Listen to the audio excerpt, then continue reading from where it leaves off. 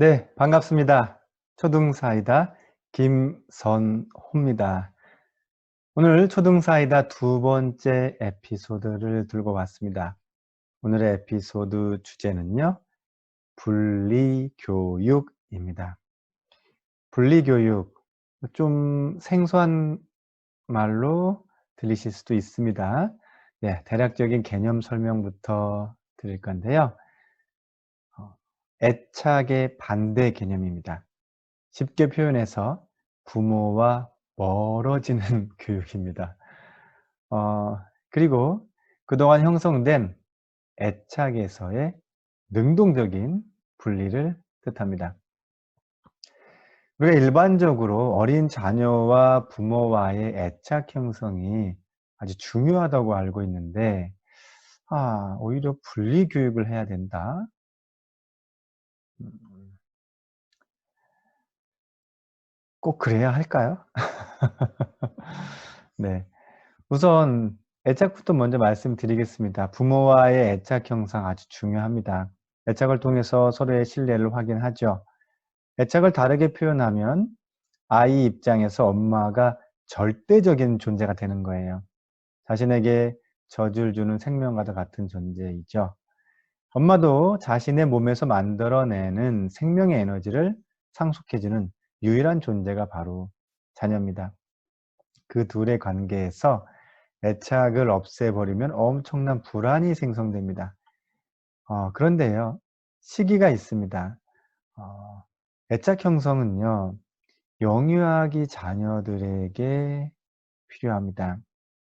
하지만 적어도 초등식이라면 이제는 애착 못지않게 적절한 분리 또한 필요한 시기인 것을 인식하실 필요가 있습니다.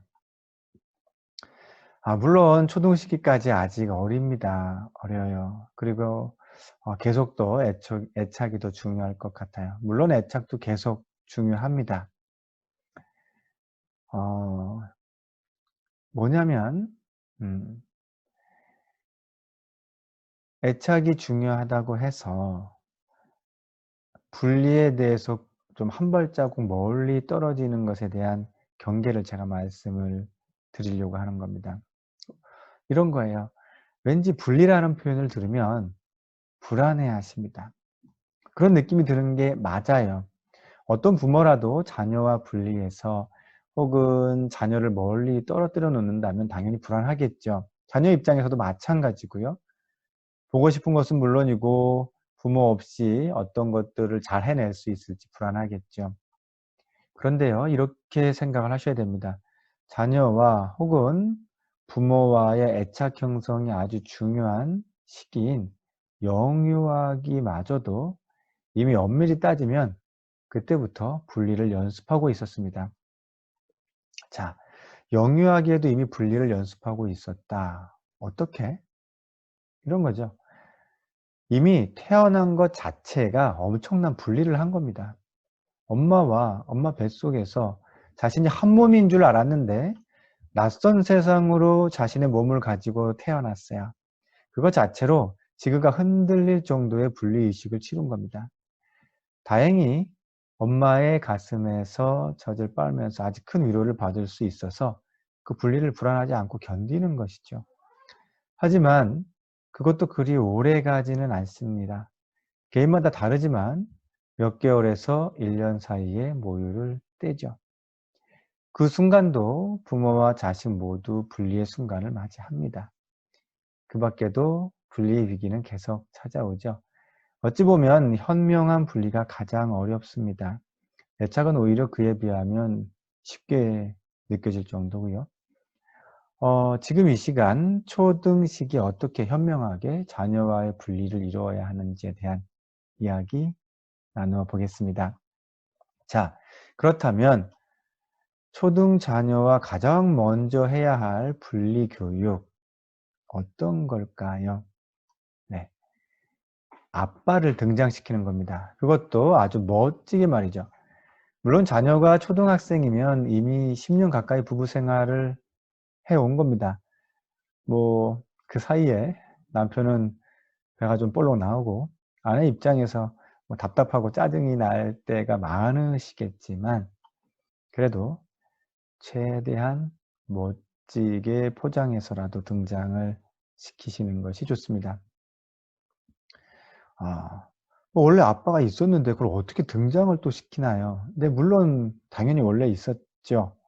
하지만 있는 것과 등장시키는 거는 좀 달라요. 어 그동안 거의 육아의 상당 부분을 엄마의 손을 거쳤을 겁니다. 물론 요즘 착한 아빠들도 많아서 아내와 육아를 분담하는 분들도 많이 계시죠. 그런데요. 제가 여기서 등장시키라는 건 이런 겁니다. 육아를 하는 부모가 아니라 사회적 관계를 유지하는 또 다른 새로운 모습의 부모를 뜻해요. 그런 멋진 아빠가 나타났을 때 초등 자녀는 깨닫게 됩니다. '아, 엄마를 떠나서 아빠에게로 한번 가보면 어떨까?' 하는 생각을 하게 되죠. 자, 그럼 어떻게 해야 아빠를 멋지게 등장시킬 수 있을까? 간단합니다. 음. 어 집안이 하나의 사회입니다. 그 집안이라는 하나의 사회 안에서 무언가를 부탁하는 거예요. 근데 그 부탁이 어 아빠의 위치로서 어 '이건 아빠만 할 수 있지 않을까?' 하는 것 같은 것들이 느껴지는 것들을 부탁을 하는 거죠. 시키는 게 아니에요. 예를 들면 어 아이가 보는 앞에서 남편에게 "안방에 불이 들어오지 않네?" 라고 말을 합니다. 그리고 "여보, 이거 어떻게 해결할 수 없을까?" 라고 물어보는 거죠. 물론 전구 정도야, 아니면 형광등 정도야 엄마들도 해 치우실 수 있습니다. 뭐 요즘에는 슈퍼맘들도 많고요. 그래도 그냥 모르는 척 아빠에게 부탁을 하시는 겁니다. "전기는 좀 위험할 것 같아. 이거 어떡하지?" 도와달라는 뉘앙스로 말이죠. 아무렇지도 않게 스위치를 끄고 전구를 쑥쑥 돌리고 새로운 전구를 갈아 끼우고 스위치를 켠 순간 방 안에 불이 들어옵니다. 그럼 갑자기 방 안이 환해지면서 아빠가 멋지게 등장하는 순간이 됩니다. 그리고 아이는 느끼죠. '아, 이 세상에서 엄마를 능가하는 저런 멋진 사람이 있었네. 엄마가 최고인 줄 알았는데 저런 사람도 있었구나. 그래서 엄마가 아빠랑 같이 사는 거였구나.' 이제 아이는 엄마와 떨어지는 것을 두려워하지 않게 됩니다. 엄마보다는 방 안에 불이 들어올 수 있게 하는 누군가에게 가고 싶어 하죠. 스스로 적극적으로 엄마와 분리를 원하게 됩니다. 그리고 새로운 능력자를 쫓아 떠나고 싶어 하게 되죠. 그것은 타인과 관계성을 맺고 싶어 하는 사회성의 첫 출발이 되는 아주 중요한 순간입니다. 또 하나의 사례를 말씀드릴게요. 뭐냐면 적어도 초등을 졸업하기 전에는 최소 3박 이상, 즉 3밤 정도는 자녀가 부모와 떨어져서 잠을 잘 수 있을 정도의 분리를 이루어야 한다는 목표를 늘 염두에 두시기 바랍니다. 음 무언가를 단정짓는다는 것 상당히 위험할 수 있는데요. 그래도 단정지어서 말씀드리겠습니다. 3박 이상, 3밤 이상 캠프에 가서도 아무 걱정 없이 엄마 아빠에게 한 통의 전화도 하지 않는 자녀가 있다면 어느 정도 분리 교육을 그 시기에 적절한 분리 교육을 이루신 겁니다. 어 자, 의외로요. 초등 중학년 이상이 되었음에도 1박 2 일조차도 집을 떠나서 잠을 자는 것에 두려움을 느끼는 학생들이 많습니다. 밤새 울기도 하고요. 엄마가 보고 싶다고 뭐 울면서 "어떡하냐."고 분명 하룻밤만 자고 나면 집으로 갈 수 있다는 사실을 알지만 그 하룻밤이 영원한 것처럼 느끼면서 불안해하는 아이들이 있습니다. 어 그런 걸 보면 한편으로는 애잔해 보일 수도 있지만 저는 냉철하게 말씀드려서 좀 심각하게 바라봅니다. 간단하게 말씀드려서요. 분리를 분리를 불안해하는 것까지는 이해할 수 있어요. 하지만 그것을 거부하는 모습으로 보인다면 아이가 어른이 되어 스스로 무언가를 할 수 있는 것이 없습니다. 이건 단순히 떨어져서 잠을 잘 수 있느냐 없느냐의 문제가 아니에요. 스스로 홀로 설 수 있느냐 없느냐의 문제입니다. 일단 가장 현실적인 방법은 다양한 캠프에 참여하게 하는 방법도 있겠죠. 하지만 먼저 단계가 있습니다. 그래서 현명한 분리가 필요한 거예요. 우선 집에서부터 떨어져서 자는 것을 실천하셔야 됩니다. 아이는 아이방에서, 부모는 안방에서. 요즘 아이방 대부분 다 아이방이 있기 때문에 자연스럽게 따로 자지 않을까 그렇게 생각을 하실 수도 있습니다.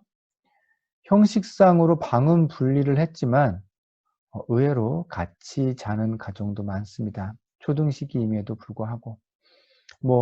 아이방은 그저 낮에 놀거나 공부하는 방이고 잠은 같이 안방에서 자거나 혹은 엄마가 아이방에서 자녀와 함께 잠을 자는 경우도 있어요. 가장 위험한 건 엄마가 아빠와 떨어져서 아이 방에서 같이 자는 겁니다.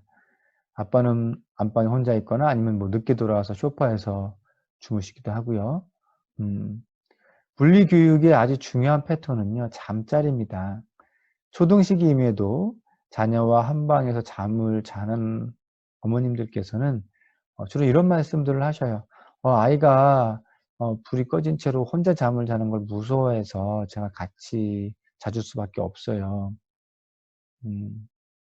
제가요, 엄밀하게 말씀드릴게요. 아이가 혼자 자기를 무섭다고 표현하면서 엄마를 자꾸 자기 방으로 끌어들이는 건 아직 멋진 아빠가 등장하지 않았다는 것과도 같습니다. 멋진 아빠가 등장했다면 감히 엄마 옆에 있고자 엄마를 유혹하지 않습니다.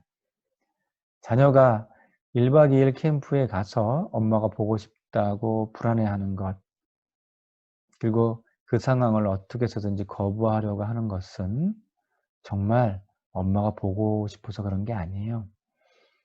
자신이 없는 사이 엄마를 다시 아빠에게 뺏길까 봐 두려워하는 겁니다. 아빠가 슈퍼맨으로 등장하는 시기가 없으면 자녀는 아빠를 경쟁 상대 수준으로밖에 보지 않습니다. 그러면 엄마와의 분리는 점점 더 멀어지고요.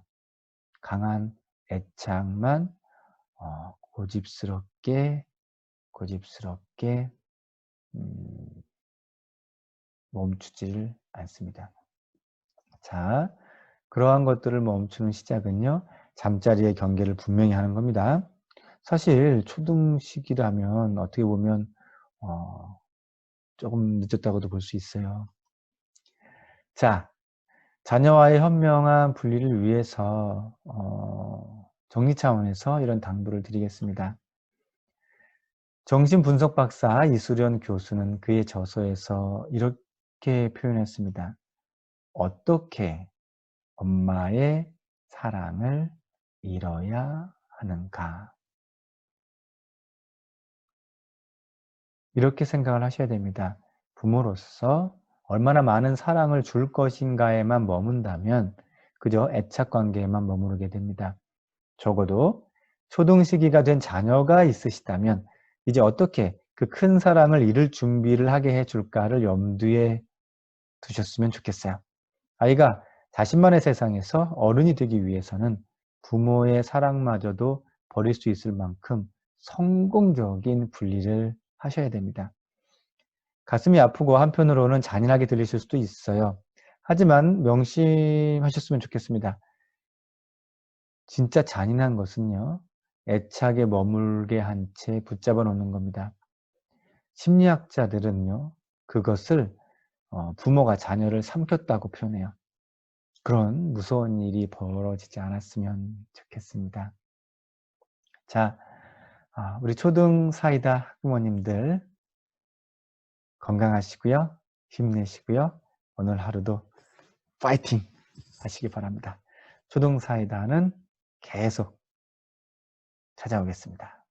감사합니다.